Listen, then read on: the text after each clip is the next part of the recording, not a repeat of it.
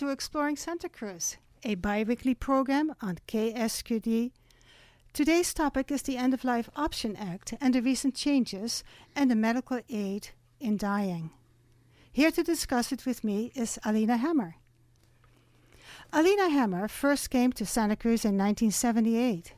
She's a retired metro bus driver. Alina is a longtime labor leader, LGBTQ+ and women's rights activist. She advocates for patient-centered care and medical aid in dying. She has been involved in the Death with Dignity movement for more than 40 years. She currently leads the Compassion and Choices Santa Cruz Action Team and also helps facilitate death cafes for a hospice of Santa Cruz County. Welcome, Alina.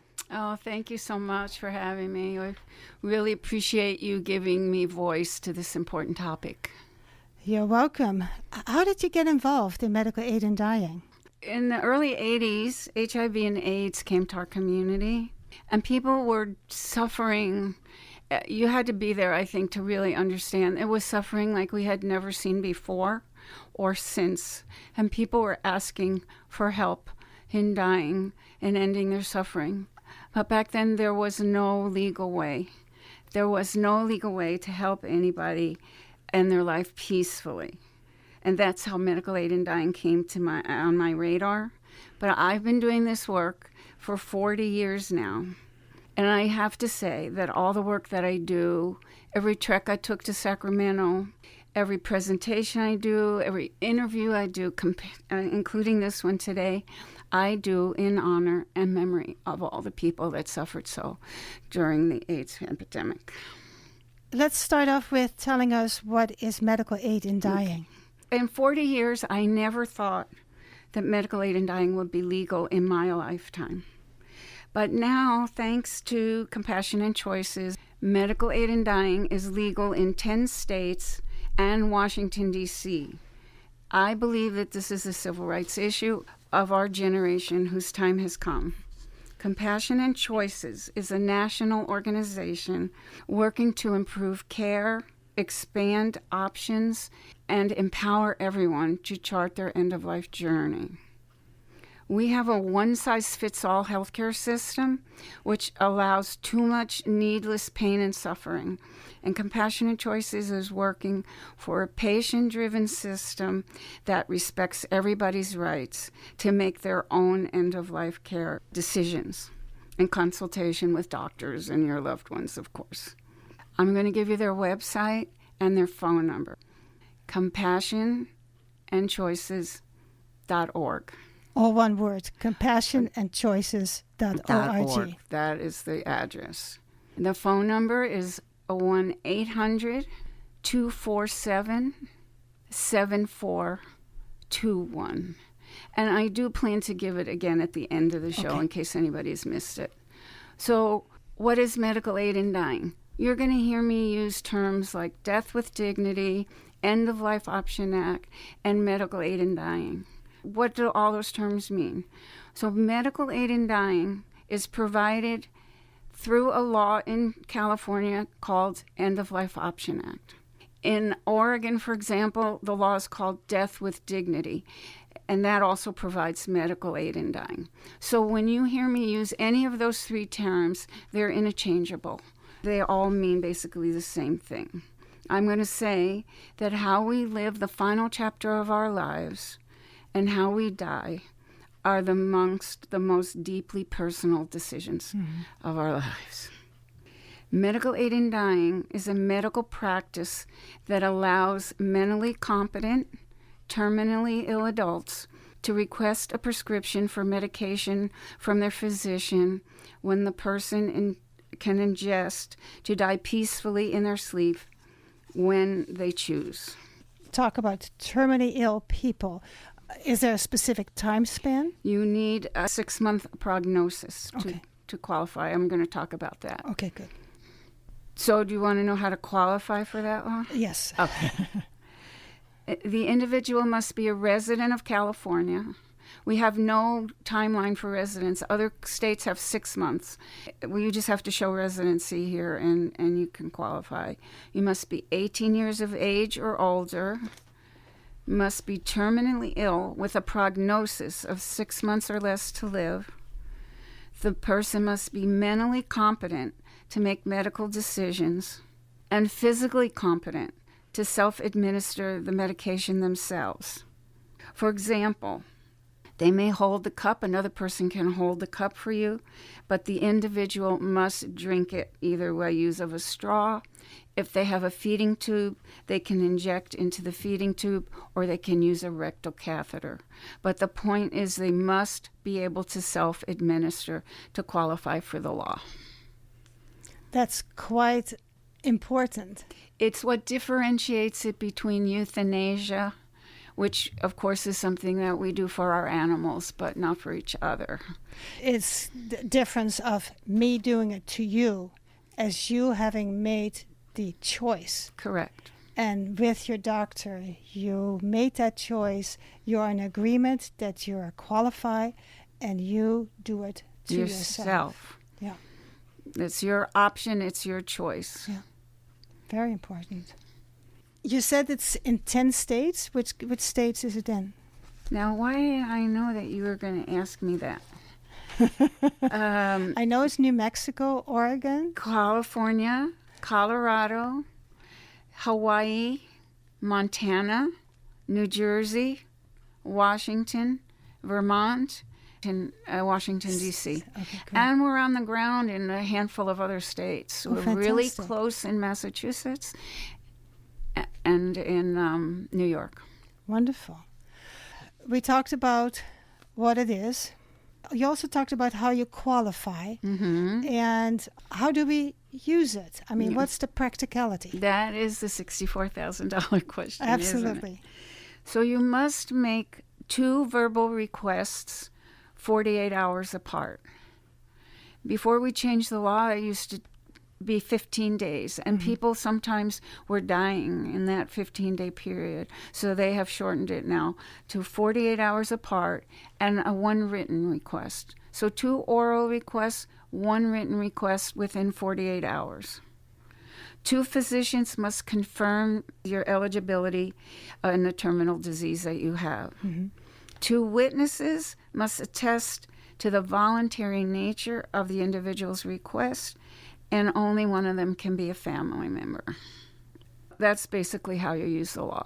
Do you want me to go over it again? I like to do it twice. Well, you know, I want to kind of let it sink in. So let me see if I understand it. Okay. So it is 2 physicians independently from each other. They don't probably know each other. They talk with the patient, with the client, and the client tells in her or his own words what they want, and they bring the medical records. And they both review the medical records. They have a conversation, and they determine if, let's say it's me, that I am mentally competent to take this action to help me from all my suffering. And which means that I have a diagnosis of about 6 months. Of course, nobody knows exactly. Correct. But it's about 6 months.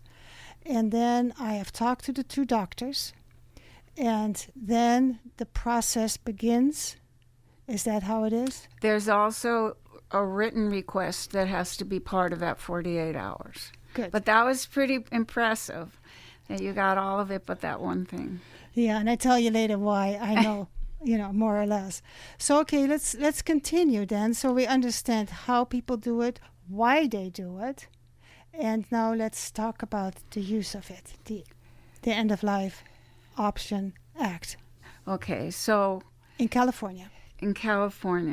So I wanted to make this really important point about medical aid in dying and suicide, and they are not the same thing. Because we hear terms like assisted suicide, physician-assisted suicide being used.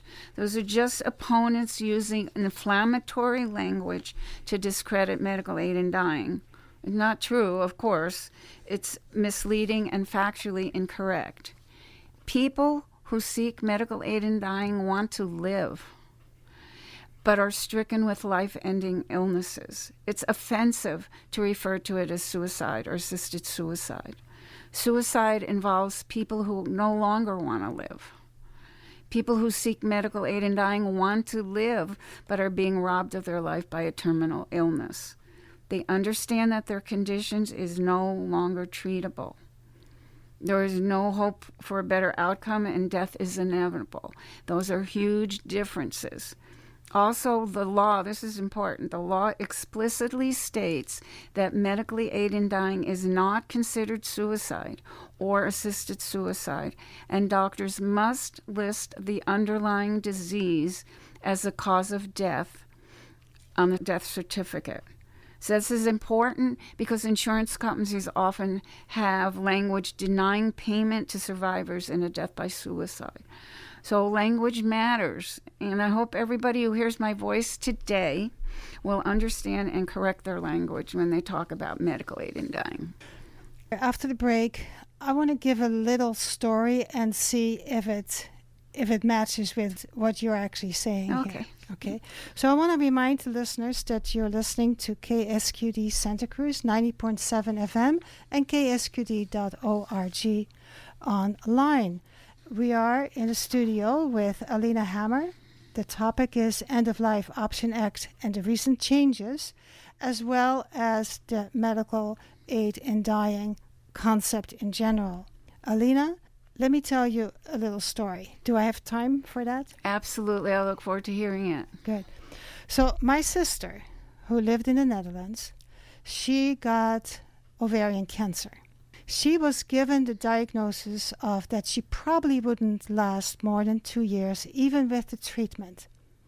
But she knew, because they have the end-of-life option there too, she knew that if she started the treatment, and actually she told me the reason why I started the treatment and wanted the treatment, because A, I wanted to live as long as possible, and 2 is, if the treatment got so bad, and sometimes the treatment is worse than the disease, and I got side effects that really, really were going to do me in, that I would have the option to be able to die within 5 minutes after having gone through the process that you just said, because basically they have the same process there as we have here.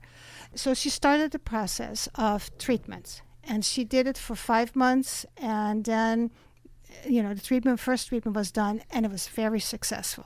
So she was very hopeful. Then what she did was, now it's my time. So she went with her husband to Australia for a couple months. They had told her that most likely it would come back, and it did. So when she came back, she knew what she was in for, and she decided to do a second treatment.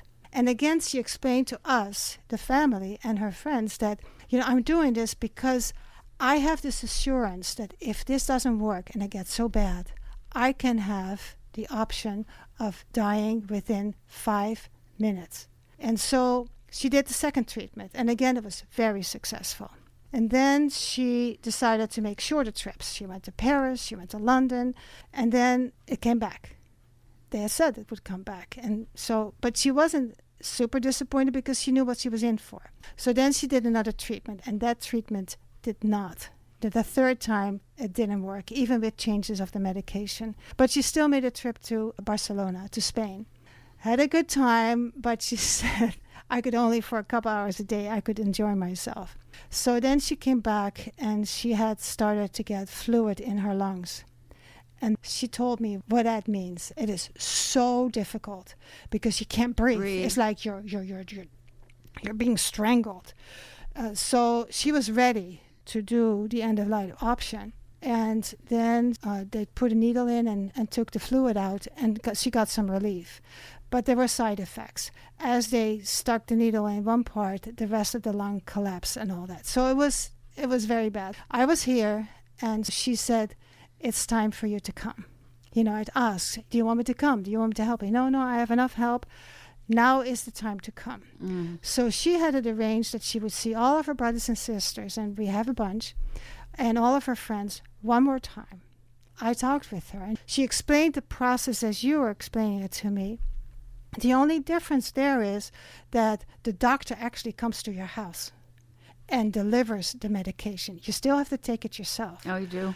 But if for any reason the medication doesn't work, the doctor brings something else, and she is allowed, whether it's another medication or an injection, I don't know. But to guarantee that you would die within 5 minutes. And it was amazing. It was absolutely amazing. So I was there with my sister, my other sister, visiting her, and she explained everything to me. And then she said, all I have to do now is tell this second doctor that I want. And then she stopped. And then she said that I want. And so both my other sister and I, because in the Netherlands they actually call it euthanasia, that I want euthanasia. The three of us, even though it was a really bizarre, sad situation, we just burst out in laughter because she knew if she couldn't tell the doctor that she wanted euthanasia, it was a no-go. So she said, I better practice this. So anyway, the day came, and then she postponed it because her husband wanted another week with her. And so she postponed it. And then they had a lunch, her husband and his sister, to support him, her friend and her husband, and then my sister. So they had a wonderful lunch. The doctor came. Then my sister and her husband went into the bedroom. The doctor did whatever she was allowed to do. And my brother-in-law told me that it just was so beautiful. It was so peaceful. Mm-hmm. The thing is this. She had told me over and over again, I do this. I take this option because then I know I can just live my life. And I heard somebody explain it to me. She said, it's like an insurance policy. You take insurance for anything, for your car, for health, whatever it is, that in case something happens, you have it. You can fall back on it. But in the meantime, you can do the living. Right. And that's what she wanted to do. And man, she just used those 2 years and lived so well and so wonderful. And she wrote the stories on her trips in Australia and all that. But I won't tell you all of that about it. It was absolutely beautiful. And I feel relieved because I know she got exactly what she wanted. She arranged everything herself, even to the funeral and the celebration of life. And she gave us the peace of mind that this option can work for most people. You can live your life. Thank you so much for sharing that. I do want to acknowledge that this is your sister. This is not just a story you're telling. It's something that pulls at your heart to tell the story. And it brings up so many things. You see a person, you see your sister, who really fought to live. Right. She fought to live until there was no hope anymore. And that's why it's good that she had that insurance at the end, that if she couldn't go the distance herself, she could take that in medication insurance and die a peaceful death. But she lived her life to the fullest every moment up until that time that she took that death. And that is such a beautiful story. And it shows so many different parts of how medical aid in dying works. And it doesn't just help the patient, but it's a gift to the family as well. You wouldn't think that the death of somebody would be a gift, but the gift is that it's peaceful and there's not a lot of suffering. Especially when the lung collapses, there's fluid and there's horrible things. She brought us joy. And you know what else she did?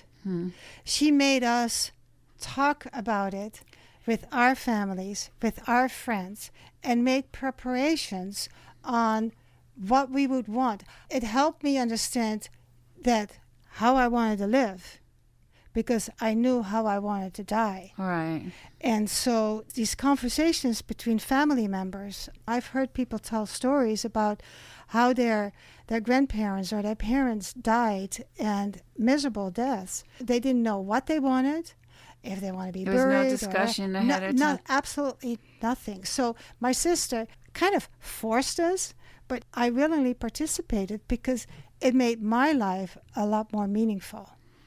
It was a gift from her to the family. Yes, yeah. Now I think you have some other things you want to tell us, right? I wanted to let people know in Santa Cruz County that this law is optional. The Dominican healthcare system has opted out. So if you are a patient and all your doctors are Dominican doctors, and you think that you might want to use this law when you qualify for it, you will not have a doctor to support you if you are in the Dominican healthcare system. So I think this is good information for me to give out as we close up. You want to try to find another doctor now while you're healthy. Don't wait till you're sick. I use this expression, ask early and ask often. Have these conversations with your doctors. Try to get into PAMF or Kaiser. Those are the two systems that do support medical aid in dying. And do that as best you can, and hopefully that will work for you. If that does not work, then at the end, when you get your 6-month prognosis, you will qualify for hospice. There's the same prognosis. You need to qualify 6 months for hospice and 6 months for medical aid in dying. And hospice will help you find a doctor to support you. Let me be clear that their doctors will not write the prescription, but if you qualify for 6 months, they will help you find a doctor that will. Because we have an access problem in Santa Cruz County, and that is the solution to that access problem. It's important. Have conversations with your family, your doctors. Everybody needs to know what you want and what you don't want. Now, I understand that the new changes to the Act, healthcare systems have to post now their aid in dying policies on their websites. They have to post them on their website. And if the physician does not want or wish to participate, the physician is now required to tell the patient that and must document the request and transfer the patient's medical records upon request. So I want to talk about that. Yeah, Thank go you ahead. for bringing that up. So, for example, if you're a Dominican patient and you go to your doctor and ask for support and she says no, when she has to say no because she's not permitted to do it, that counts as your first request. So that means you have to qualify. You have to have the 6-month prognosis. If you request to a doctor with a 6-month prognosis and they say no, that now acts as your first request. Then you have to go and find another doctor, and then the first request, that doctor is obligated by law to pass that first request on to the doctor for the second request. That's So correct. this is a huge change, an important change. Another change was changing it from a 15-day waiting period to 48 hours because they found that people were not making it. They'd wait too long to request, and then they wouldn't make it through to the 15 days. So there's been a lot of improvements. Here's another one, is that the amendment also clarifies that medical aid in dying medication can be taken within a healthcare facility.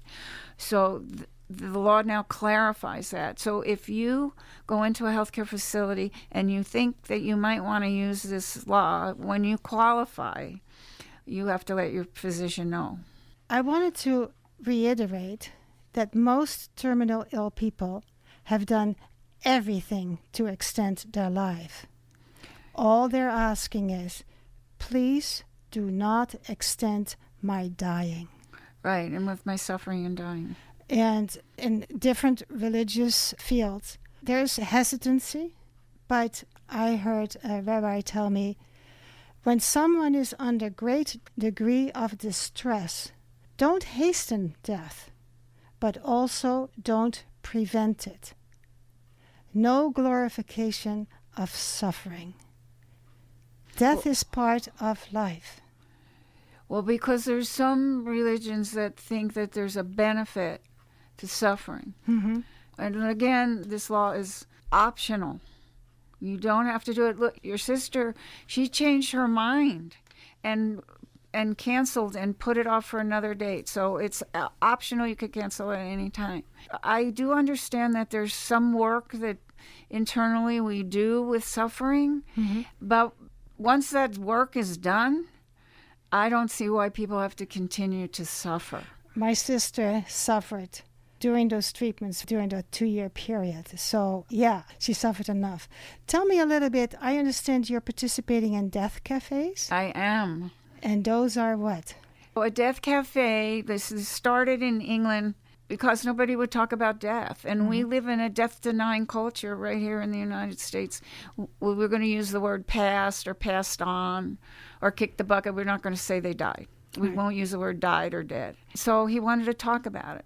A death cafe, we gather in a circle There's no leaders. There's no agenda. We ask one question, and that question is, what brought you here today? Then everybody's going to go around the circle and say what brought them here today. Then we're going to look for a common thread that came up a couple, 3 times, and then we're going to start talking about it. It's a place where you can talk about death safely, and it just makes me so happy to facilitate and be there and be able to do that and help people and see people doing the work. Alina, I want to thank you. Before we go away, can you please compassion and choices.org. Okay, compassionandchoices.org, and the phone number? 1-800-247-7421. And again, thank you so much for giving me voice here today. We appreciate you. Absolutely. It was a pleasure. And listeners, I'll see you in 2 weeks for another Exploring Santa Cruz.